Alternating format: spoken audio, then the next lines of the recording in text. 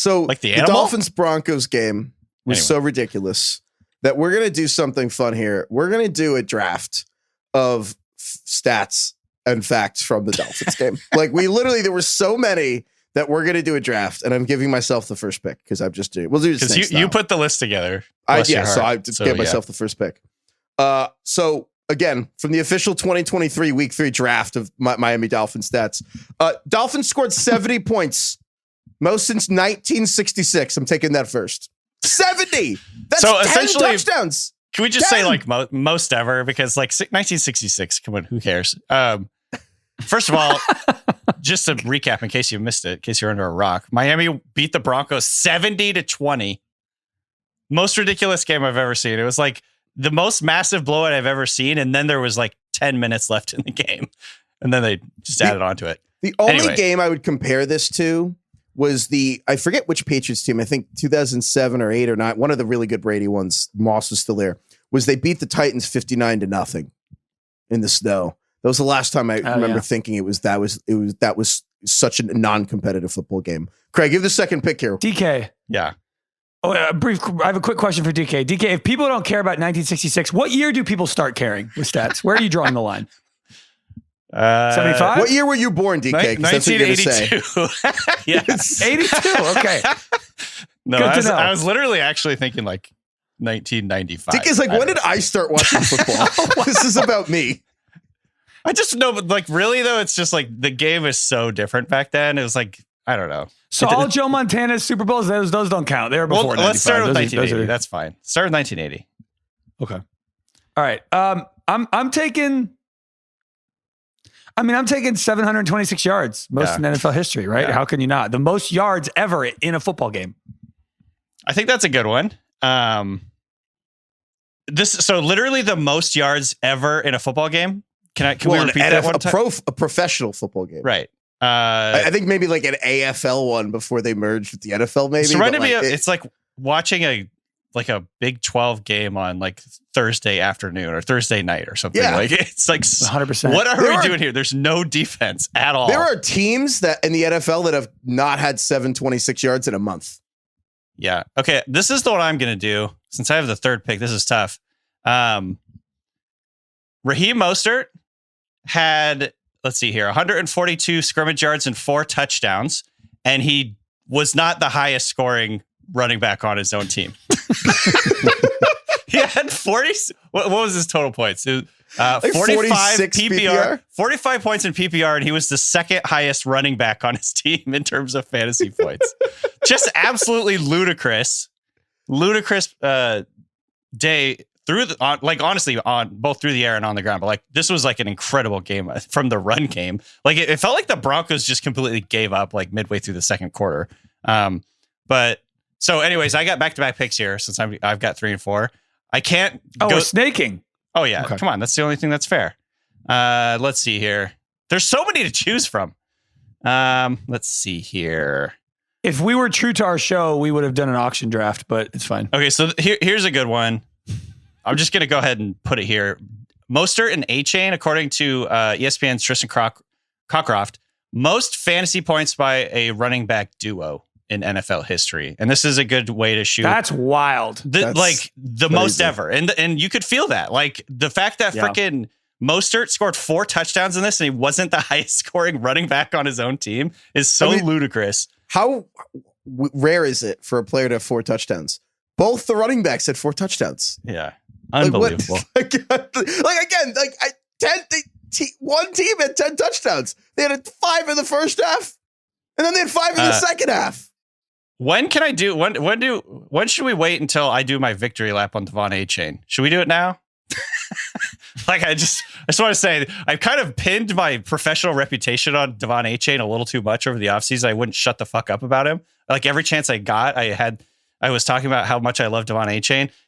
When he was a healthy scratch in week 1, slightly disconcerting from my point of view, considering how much I talked to him over the last 6 months.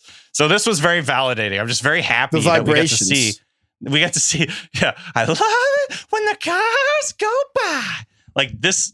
That was just so much fun to watch Devon Achane. I do think he's a special talent. Of course, Raheem Mostert did a lot too. So this is also just a huge product of this is an amazing offense. I really like that. Devon Achane currently is the number 5 overall running back in fantasy. Not this week.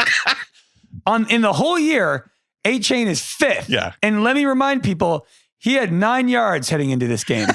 He had one fantasy point before today. He had 1 carry for 5 yards and 1 catch for 4 yards. That's it. And now he's 5th in the league in fantasy points. The RB5 in fantasy. Love to see it. DK, that's an all-time call by you, DK. I remember like he was one of the first players you had like a real opinion on in the draft cycle. Yeah, I remember for you sure. hitting me up about him really early and being like, this guy's like the truth. And just respect. Like what a call. Well, it's insane that so the Dolphins have 2 top 5 running backs. I know it's crazy in fantasy, to be clear. Yeah. Like I think it definitely like sort of diminishes the overall impact. The fact that Mostert did so great in this game too. It's not like, oh, Devon Achane is the second coming of Adrian Peterson or whatever. I just think like in this offense, he's such a perfect fit. And we saw that today. I'm so excited about what he can do down the line. I mean, he played like 40% of the snaps. He had like 50 points.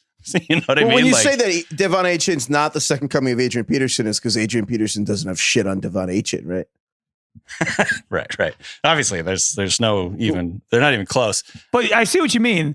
There's an element of this where it's like, does it matter who's even on the offense as long as you can run fast and Mike McDaniel will get you 100 yards? Well, I was going to say, I have 2 here, which Yes. is, I'm going to go 2 stats back to back. Top 5 fastest ball carriers, like plays this season, the fastest players run.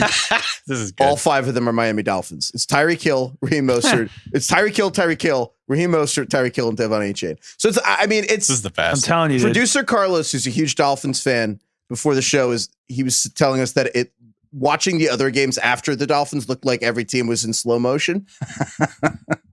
It's like I listen to all my pods at 2x. And then if you go down to 1x or like even 1.3x or something like that, it sounds like everyone's drunk. It's like watching the NBA slow. playoffs and then switching to like March Madness. And you're like, this ain't it. I'm going to rip These through. teams are, it's 58 to 54. I don't know. I mean, I'm just going to rip through some of these other stats because they're actually insane. Mike White outscored Ryan Tannehill, Zach Wilson, and Daniel Jones this week, even though Mike White threw 2 passes. The Dolphins offense has over 1,600 yards through 3 games, which is the most ever through 3 games. Dolphins out again, 10 touchdowns. Most ever for any team ever through 3 games, most yards ever. To be clear. From Austin Gale, shout out Austin Gale, got us to Tua's EPA per dropback, expected points added per dropback through 3 weeks, is the second highest mark of the 21st century, only behind Tom Brady for the 2007 Patriots that went undefeated till the Super Bowl. We could go on and on and on here, but DK, I wanted to ask you about, you actually, before we even had that stat, brought up the 2007 Patriots with this Dolphins team. Yeah. And about how you felt that, not that they're going to go undefeated, but that they are a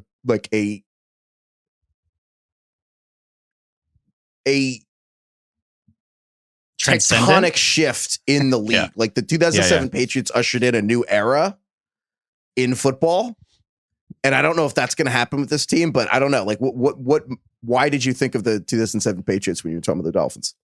Yeah. I mean, I think you nailed it. It's just essentially like, of course it's a long time ago, so it's hard to kind of remember exactly how it was, but it was like, this is something new that no one's doing. And it's like, how can we stop this team? Like they're so unstoppable. Like they literally are just running circles around everyone else offensively. And of course that Patriots team had Tom Brady at the helm. They went undefeated in the regular season. Somehow I still don't know how they lost to the Giants in the Super Bowl. But like because the Giants kicked the shit out of them. Yeah. And credit to them. But like before that, this was like the most truly unstoppable offense it felt like we'd ever seen. And this is like from a just uniqueness, and it's like this is almost like something we've never seen before. Just like they have the 5 fastest players in the NFL and they're all on their offense. You know what I mean? It's like insane what they're doing. And then Tua is just such an expert distributor of the football. Like he gets the ball out so quickly. He throws deep, and then they have yards after the catch. Just everything all together. Like obviously Mike McDaniel scheming up like the most brilliant thing. Everybody's just running wide open all the time. I don't know how that happens.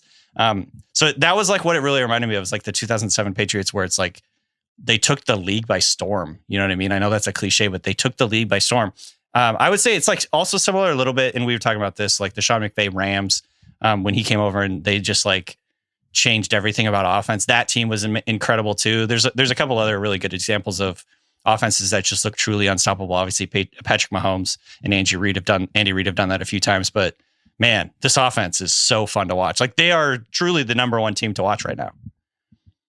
Also lost in all of this, Jalen Waddle didn't play tonight. Right.